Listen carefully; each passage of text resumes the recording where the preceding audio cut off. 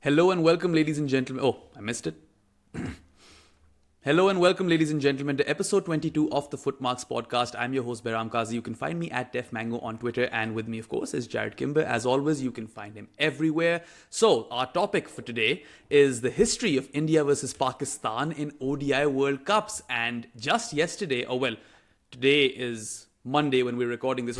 Sunday. So the game happened yesterday. Now it's going to be a few days since this is recorded earlier. But 8-0 is how things stand. India, of course, extended that unbeaten streak versus Pakistan and a comprehensive 7-wicket win in Ahmedabad against their arch rivals.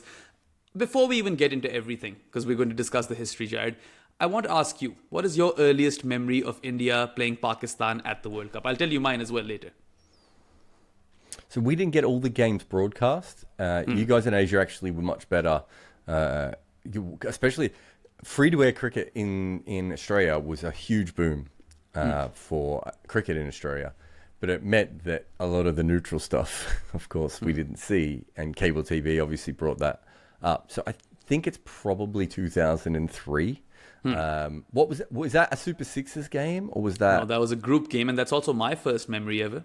Yeah, so I didn't follow that game live. I think I was in America, backpacking through America, and we got picked up by. No, we went into a shop. My friend had to buy a razor, and the guy at the shop was Indian, and he started talking to us about that game, and then.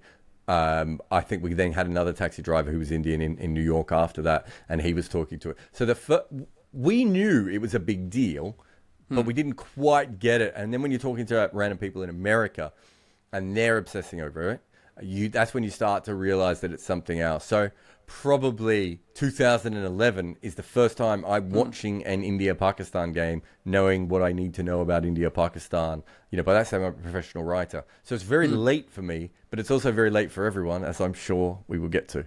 Yeah, no, definitely. And it's interesting because that's also my first memory, and I've gotten used to it now. As a Pakistan supporter, it doesn't matter. I've already lost this game in my head before it's even played. But back in 2003, when I was, 9, I was super excited when Saeed Anwar scored that 100, only to see Sachin, chase it down with ease. And we'll get to that innings, of course. That's a big one that we're going to talk about. But just given how, this is the mother of all games, and if you look at contemporary cricket, tournament organizers always make sure that India and Pakistan play each other at least once. Literally, the tournaments are rigged this way to ensure that we get this game, right? It's every broadcaster's dream fixture.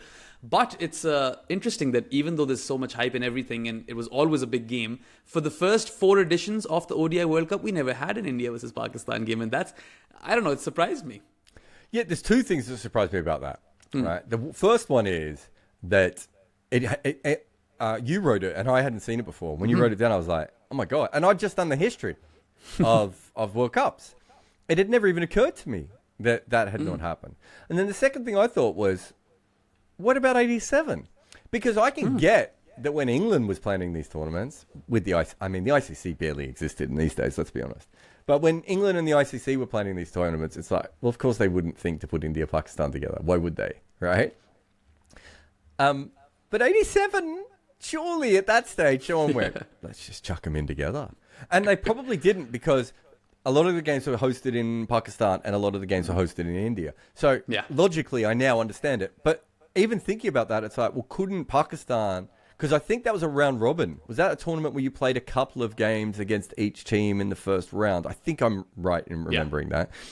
So they could have actually... perhaps done it that way, if I'm remembering it correctly, where they could have played one game in Lahore and one game in Mumbai, or wherever, Eden Gardens, however they wanted to do it, Karachi and Eden Gardens, and the fact that they didn't even do that, and they were in charge of the tournament, not in charge. I mean, certainly what it tells us, it was before the days of rigging the contest to make sure that Australia always play England and India always play Pakistan. They also might not have realized the amount of, financial and commercial success that could come with this sort of game. I mean, the hype is nothing like it is now, right? I mean, back in the day, they didn't know how to do those things. No, but they did. They still were trying to sell the tournament, aren't they? Right? Like, especially, it was a really weird World Cup, that 87 World Cup, because it was the first one outside of England. It wasn't then in Australia, which is the most obvious next place to have it. And, you would have thought that one thing that they would have wanted to do is open the tournament with that game, right? Yeah. And they didn't. So for me, it's just a very, very bizarre missed opportunity. I get the other stuff because I mean, let's look at India. You probably know more about Pakistan, but India is the famous one where they were paying to have the cricket on TV, and eventually had to go to court to get that changed. So the money side of it, we get. They weren't thinking about the stuff from that point of view. But it's a tournament, and you're hosting it. Why would you not put yourselves against each other in the first game? Yeah, no, that definitely does make sense. I think your logic with respect to the whole group thing makes sense because in 2011, we had something similar, right? And Pakistan wasn't playing in India up until they had to in the semi-final. So Pakistan were in that Sri Lanka group so that they can play all of their games over there. But maybe that's a reason. But anyway, given the fact that back in those days when Pakistan never played India in a World Cup, pre-92, Pakistan were the better limited over side, even if you look at their record. So do you think that they could have sneaked in a win over there had they played that time? India was pretty bad in 79. I can't remember. 75, they gave up a game against England. So if Pakistan played them in one of those two tournaments, probably. Especially my memory of this, and I could be slightly wrong, but there were more Pakistani players in Kerry Packer's series than there were Indians. I think I'm right in saying that. And so they probably had slightly more, professionalism when it came to one-day cricket than the Indians did. They might have had more county players as well, who again would have played Sunday leagues and all those sorts of things. But just knowing those tournaments, there's no way in the first two they wouldn't have won. India have a pretty good team in that 83. I mean, they win, but they beat West Indies twice in that tournament. They beat Australia once or twice as well. They certainly beat Australia. They almost lost to Zimbabwe, but won that game after that Kapil Dev 175. They beat England. They're a pretty good team. But even then, if they were in the same group as Pakistan, Pakistan would have had two bites at the cherry again, right? So 83 and 87 both had, you played against each team twice in the group stage. Again, they would have had plenty of chances to be able to do that. And Pakistan were the better team. They weren't massively better, but even though India won a World Cup before Pakistan, overall Pakistan was certainly the better one-day team. I would say that Pakistan was the better one-day team up until the 99 World Cup, even that World Cup. Yeah. If you look at 92 and 99, these are two of the most successful World Cup campaigns, or the most two successful World Cup campaigns that Pakistan has ever had in ODI cricket. Of course, they won in 92 and then they lost the final to Australia in 99. And in both of those World Cups, they played India. India batted first.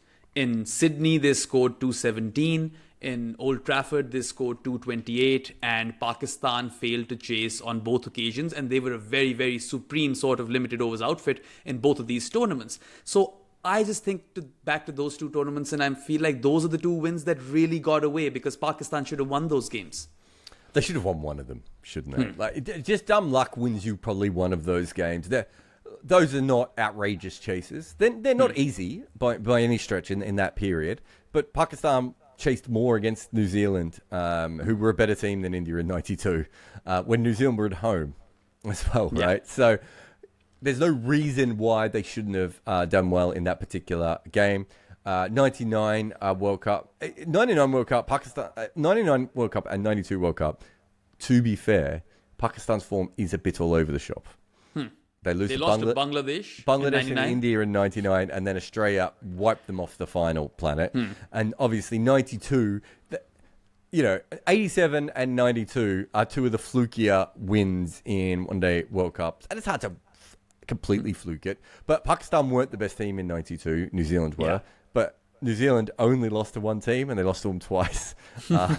So Pakistan were really well matched up against New Zealand, plus the whole Martin Crowe thing we don't need to go into. But you're still right. They're still better than India in those tournaments, and they should have got a win there. Yeah, no, I definitely think that. And let's go to Bengaluru 1996. Of course, we have to as much as I don't want to. But it's just good that I was 2 years of age, so I have no recollection of that. I've only seen highlights. But anyway, quarterfinal of the World Cup. Big game. Wasim Akram is out injured. And Ajay Jadeja has scored some quick runs towards the end of the first innings. And India is now at 287, which at that time is a very, very decent total. More than decent. It's like 330 of today. Would you say? Oh, I think it's probably more than that. It's probably more like 350, 360. today. Yeah, maybe. Yeah, but Pakistan got off to a fly. 84 for no loss after 10 overs, which by today's standards is also a belligerent start. Be ridiculous in any era, right? Like, I mean, it's just not a start that outside of Sri Lanka, you just didn't see teams start like that. Yeah, no, absolutely not. And then, Saeed Anwar gets, dismissed on the first ball of the 11th over. So right after the 10 over mark, they lose a wicket. And then Amir Sohail has a moment.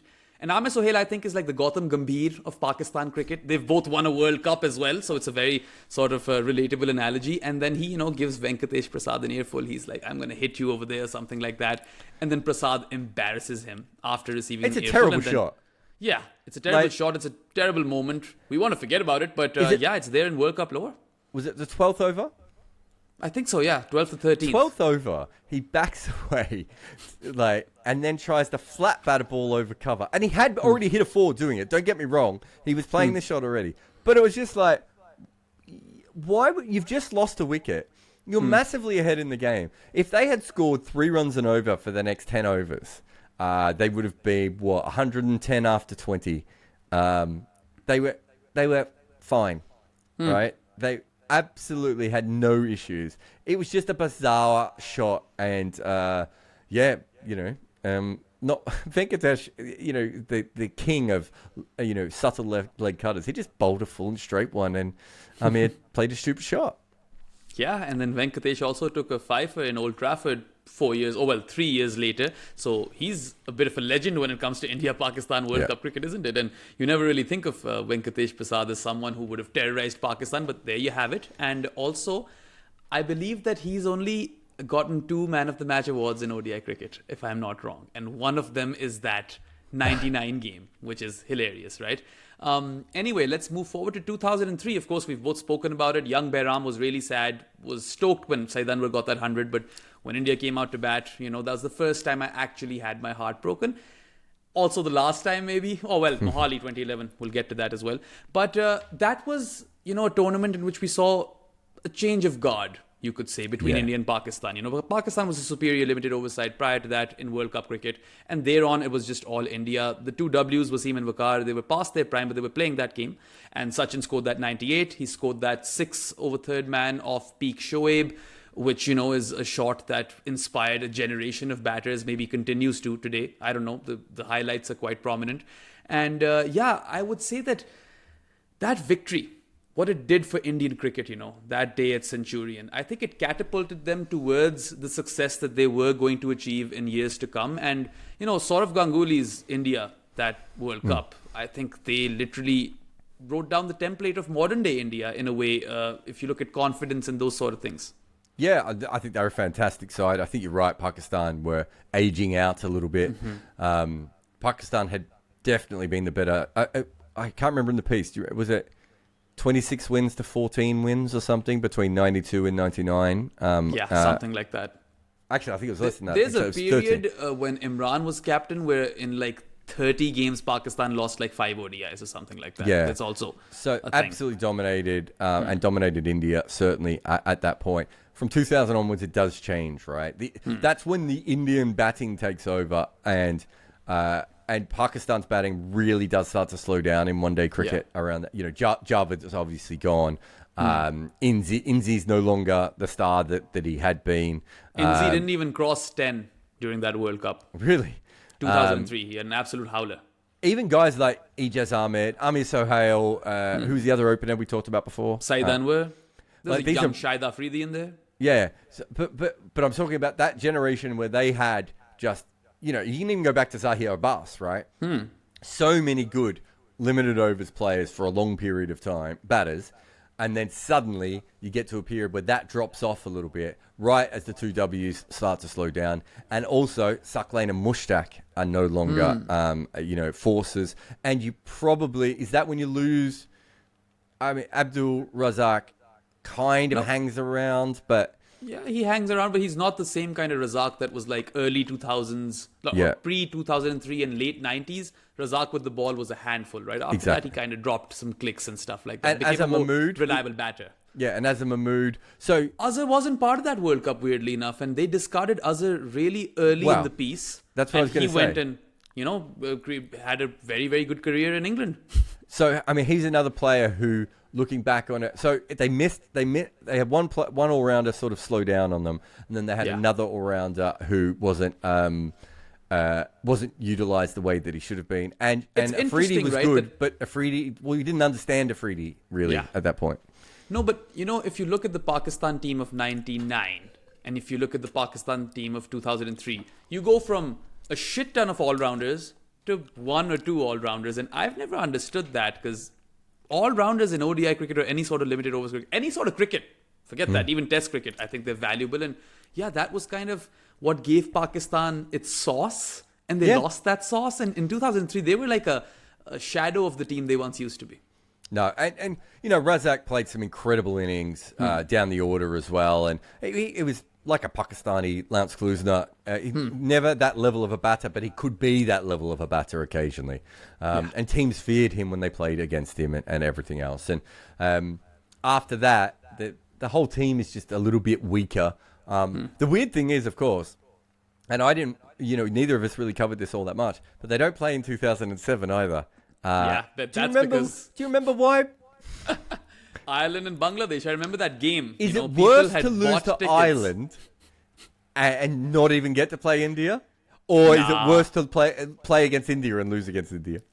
No. Definitely play against India and lose against India, because that was such a long World Cup. Remember, it lasted like 2 months, 2007, because you had this initial group stage in which there were 4 teams and then 2 went forward. Then you had the Super 8 stage where everyone played everyone, and then the semi-finals. And before that, I'd bought this magazine of the World Cup and everything, hyping big time. And they've knocked out. They're knocked out by Ireland, and then India's knocked out by Bangladesh. And all these guys that play for Bangladesh still are babies. The Tameems and the Shakibs and the Mushafiqur Rahims. All 3 of those guys played that game. I think they scored as well. So, 2007 is my version of Stuart Broad's 2020 Ashes. It's a wipeout. It never happened. But Mohali 2011, that is happen. Yeah, that did happen. And I was a teenager, I was in high school, and I was absolutely obsessed with cricket. And the fact that Pakistan were in a semi-final again in the World Cup was big.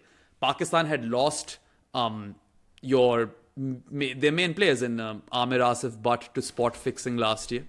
So for them to actually make the semi-final and Shoaib Akhtar back and all of that stuff, that was huge. Everyone was like, oh, things are clicking, this and that. They had a pretty decent team still, right? And then you drop Sachin 4 times. He goes on to hurt you again. Was there a DRS LBW that he was too far down the wicket for as well? Do I remember that? Yeah, so Saeed Ajmal bowled that delivery and it was given out. And then when they reviewed it, it was missing the leg stump. And a lot of people, even Indian people, said that, I don't know if that would have missed less stuff, but we don't know that. This is just conjecture. There's nothing to prove these things. To be honest, I just don't think it would have been tampered with at that stage, because I don't think anyone would have kind of thought about it. Does that make sense? And also Hawkeye, I'm not saying you can't do things with Hawkeye or DRS, because you can, but it's not a particularly easy thing. But I remember that being a controversy, and I was a blogger at that time. Oh no, maybe I worked for Cricinfo by that time. But I remember saying to people, let's say you're right. Perhaps the 4 catches also played a part.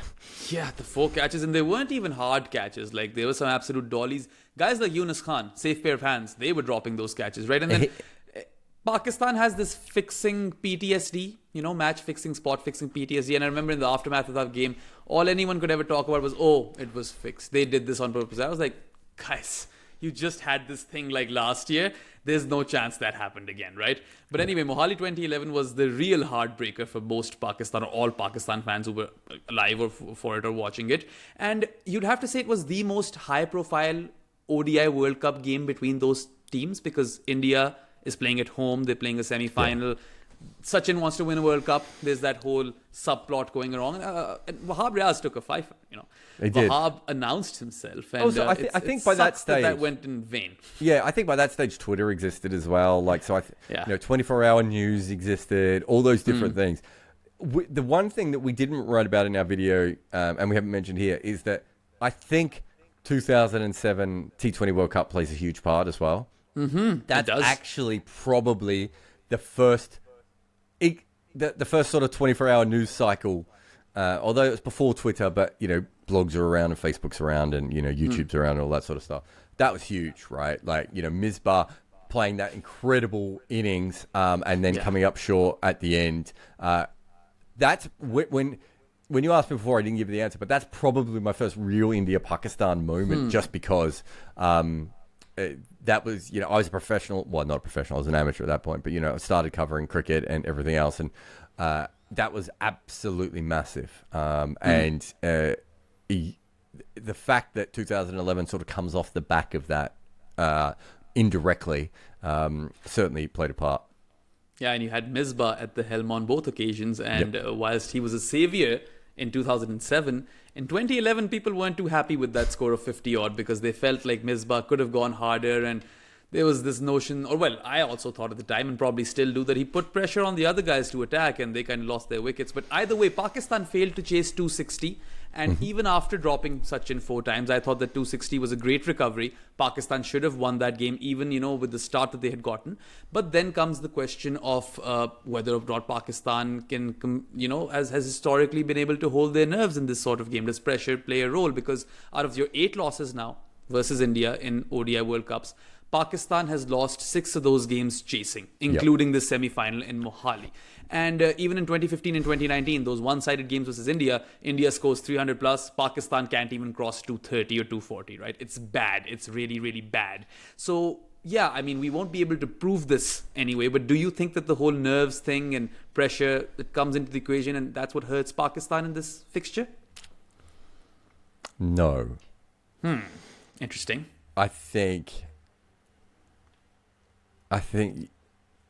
don't think I know there was pressure in 92 and 99. I don't think it was at that level. And I think it's really kicked up from 2007, from the Misbah game. Because they don't play each other anymore, right? Again, it was something that we didn't quite talk about in that video that we did. Which is, there's a difference between modern Pakistan-India games and Pakistan-India games from before, because they did play each other a lot. Even in the 90s, they're still playing a lot. Even in the early 2000s, right? Still playing each other a lot.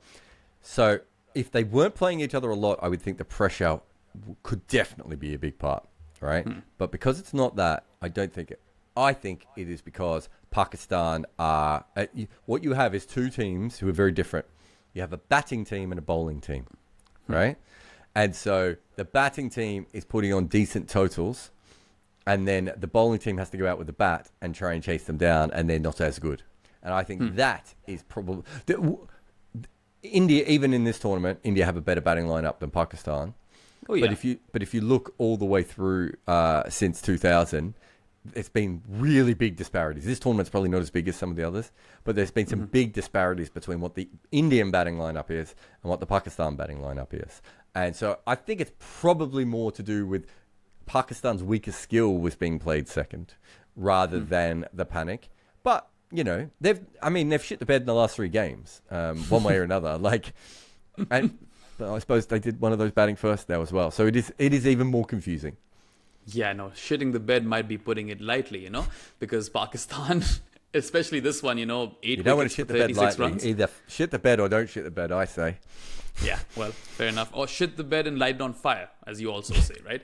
Pakistan has done all permutations of those sort of things. And I think the very, very valid point that you bring up over here is 2007, because that's also the last time Pakistan toured India. That's the last bilateral series that these countries played. So after that, Mumbai 2008 happens, and Pakistan's out of the IPL as well. They don't play each other. And now it's this grand occasion, which India even makes grander. They're going to have these festivities around it and going to give it all the importance in the world without giving Pakistan any importance in the world as a nation.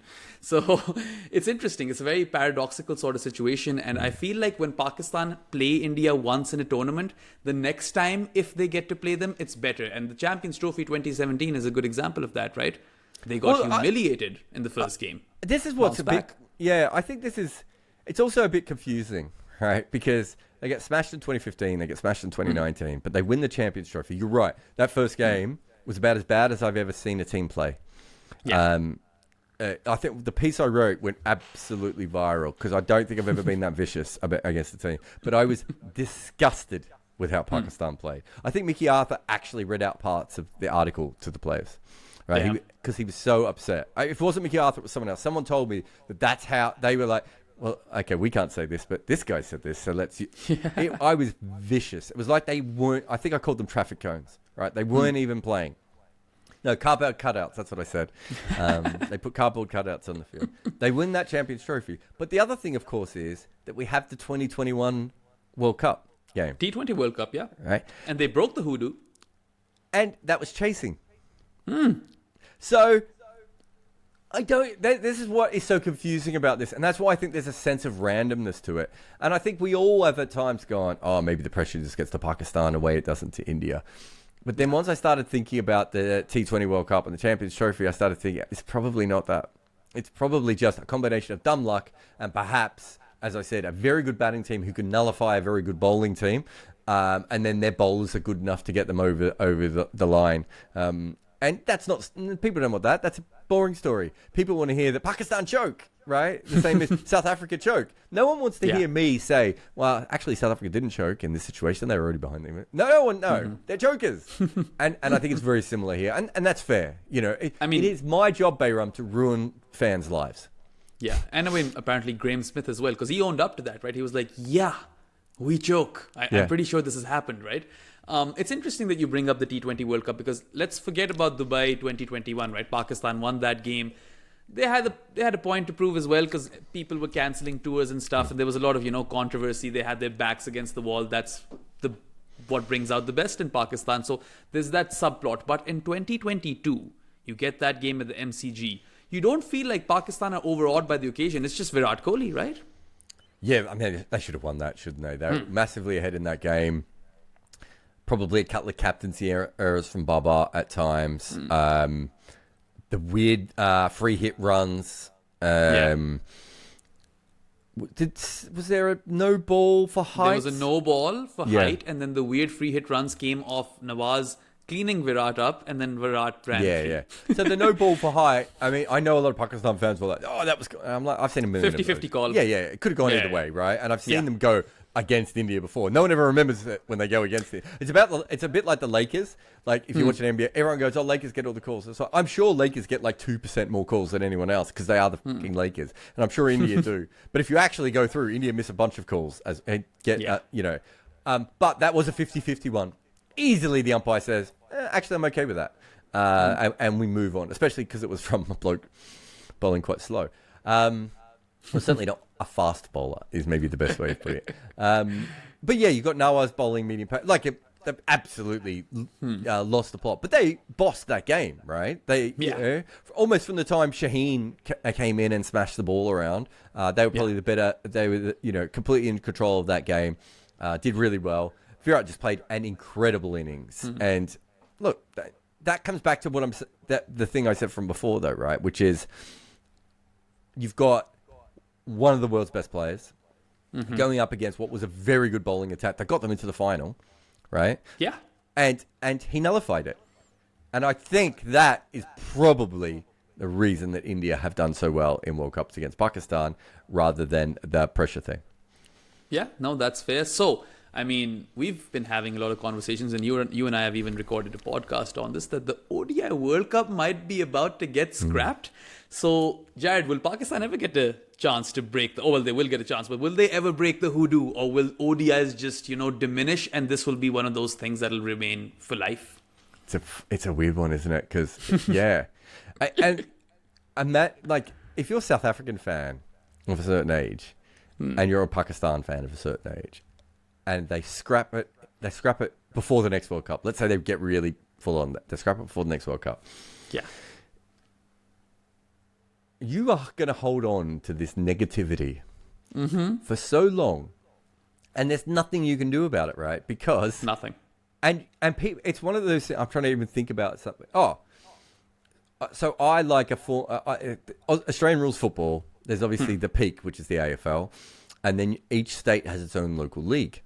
And it used to be called the VFA, and it's now called the VFL in Melbourne. And when I grew up, my team was Port Melbourne, right? And they were really important to me and my family. Everyone in my family, it was the only football club that everyone in my family supported, right? And then eventually what happens is that league sort of gets assumed into the AFL, and like our team might play, but actually it's reserve players from the main league coming down. Do you know what I mean? It's like loan players sort of thing, and they don't care about playing for Port or for the Borough, and it doesn't mean anything. But it's a feeder club. Yeah, but we're still holding on to it for a little while. But we notice no one else cares anymore, right? So it's only the hardcore fans of that care. And now it's basically just a feeder reserves league, right? But I'm still holding on to the Port. I still got a Port jumper, right? I still have this thing, but it doesn't mean anything anymore. And it's such a weird thing. There are going to be Pakistani people who are, 50 years old? 30 years old, maybe even older than that, right? People who were like 15 in 92 right now would be close to 50. Yeah, right. They have grown up with this thing, and it may not even matter. And you go to T20. A, T20 is not going to matter as much to them because they're older, and B, Pakistan's already beaten them in T20, so it's not even the same hoodoo. And the same with South Africa. Like, what do they do with all that choking? Absolutely. All that energy that it's the same age group for both of those sets of fans. It's a really weird little sub. It means nothing, of course. Yeah. But for these people, they are going to continue to live it. And at least if there's another World Cup and another World Cup and another World Cup, Pakistan can come maybe this time, maybe this time. And then it's like, oh, we can't even do it. It doesn't exist. Right? Yeah, you've taken away that privilege from us. It's such a weird thing. And on the other hand, you don't have to worry about losing another game to India in a World Cup. I suppose so. I mean, it is really tragic if you think of it that way, because it's one of those things you grow up with, right? Pakistan plays India. It's always like mad hype. Everyone gets excited. I have obviously tempered it down now because I've gotten immune, and Pakistan losing doesn't bother me anyway in any format, in any game. Like, I'm fine with that. There's a bit of disappointment. That's it. But I look at people around me and it really gets to them, right? Like this, mentally impacts people on either side of the border. They don't want to lose this game, and Pakistan loses this game every single time. So if they scrap the ODI World Cup, I feel like they're going to have this PTSD for the rest of their lives. They're never going to get over it, and it's going to eat them up from the inside. They will rot in ODI grief. No, I understand that. It's, fandom is a weird thing, and it, allows you to live a life in a way, it allows you to get out things from you that you wouldn't normally get out. You can yell and you can scream and you can laugh and you can cry and all these things that you can live vicariously through other people wearing matching pajamas and all that sort of thing. But it sometimes does have psychological effects, right? And I'm not saying that there's like 50 million people in Pakistan walking around with proper PTSD or anything like that, but it does have, there is something to it, and especially when you bring nationalism into it, right? Yeah, which both these countries do, by the way. Exactly. And that's why this is a high pressure game, because of the political tensions and the history, and everyone makes this like more than a game, even though it's just a game. England, Germany, and penalties. Yeah, right. Pretty much. And so it then becomes something that, I've watched Pakistani fans still do this. I've watched, England fans in football deal with this sort of stuff as well. It is a thing. It's a real, and it's probably not researched enough and everything else. But sport does so much for us. And then occasionally, sport just kicks us in the ass and drags us around. And it's a very weird thing. And especially as a neutral. So I've covered 2015, 2019... 2012, 2016, 2017 times 2. I might have done in India. I don't know if I did India 2017 women, India, Pakistan women. I might have done it. I can't remember. I've done, but I'm pretty sure I've done all those men's ones as well. And Cricinfo would get me to write about it because I was the neutral, right? And it's a fascinating thing. I've covered it from so many different angles. It's a fascinating culture and rivalry and everything. And, the hype annoys us sometimes, right? Yeah. But, yeah, it's very, very different, the way that the two countries consume it, the way the two countries celebrate it. As you say, like, India actually lights up for this game, but then won't go to Pakistan to play it. Dignitary in 2016. I think the Pakistan president or prime minister was over in India. Like, there's been some random stuff that's gone on at these games. This whole thing that they're desperate to play. This is the big lie, of course, is that India refused to play Pakistan, but they're actually desperate to play them. Like, if you talk to people within the BCCI, they would we would have a 7-test series with them tomorrow. And if we could get away with it politically, we would do it tomorrow. Like, because they'd make so much money, but also it energizes the country. It does. And India at this rate would win that test. Yeah, so, I mean, exactly. They're missing out on this opportunity, right? 7-0. Because they're an elite test team. But yeah, it's very interesting because, from a fan's perspective, it's a spectacle. You get all the hype, everything, even if Pakistan have a shit team like they did in 2015, like no Pakistani fan would have probably believed that Pakistan team could have defeated India, right? And India was up top, Dhoni was still around, but everyone was into it, and everyone, got kind of attracted to the hype and all of the, well, not the jingoistic part, because that's also come into this, right?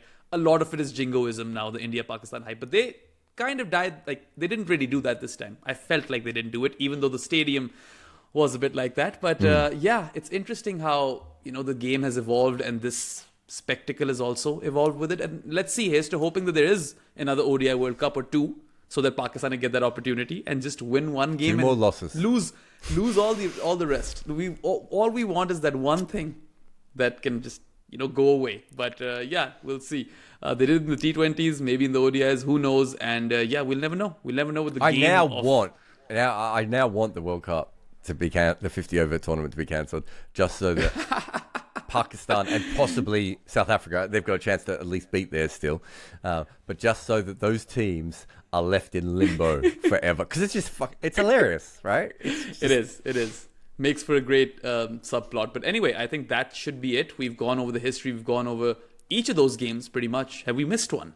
I don't think so. Well, we didn't really go through 2015 and 2019, but 15 and 19, there wasn't much anyway. They were one-sided, and India were just head and shoulders above Pakistan. Sarfaraz yawned. There's that. Oh my God.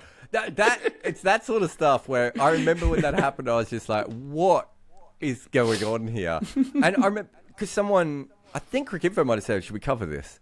And I did a whole piece just making fun of the whole thing. It's like, you just can't do that with everything. The Ashes is the only other thing. And I don't know that's famous, but it is the only other thing where the nonsense is almost as deafening as the game, right? Like, I don't know who won the moral... maybe Pakistan. That's what they've won. They've lost 8 times, but they've won the moral World Cup games against India. Sure, I'll take it. Any Pakistan fan would at this point. But anyway, I think that's it for this episode of the FootMarks podcast. We'll be back next week with episode 23. Thank you for tuning in and listening in to us. And we'll see you again soon. That's all for today. Goodbye.